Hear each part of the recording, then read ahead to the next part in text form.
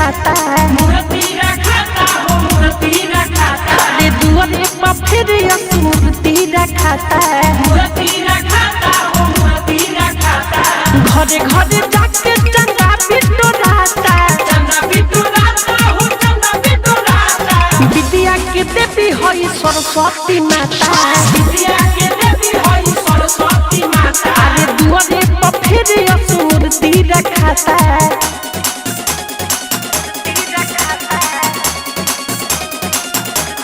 Ambe recording studio Delhi.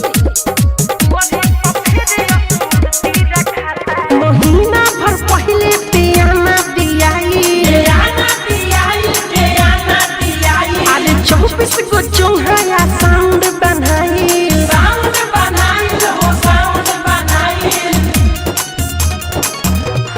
महीना भर पहले पियाना दियाई 24 गो चौहाया साउंड बनाई बाटे खातिर para शादी कटाता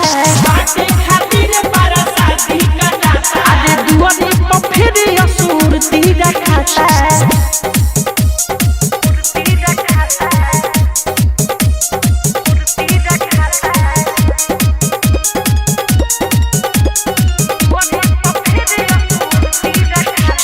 पंडित जी भोरे आके पूजा कराए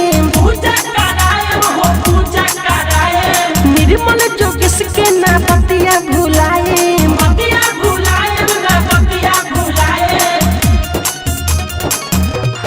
पंडित जी भोरे आके पूजा कराए निर्मल जोगिस के ना बतिया भुलाए मीठू के चारू ओरी गीतिया सुनाता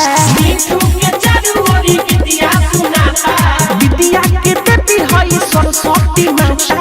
अम्बे रिकॉर्डिंग स्टूडियो दिल्ली।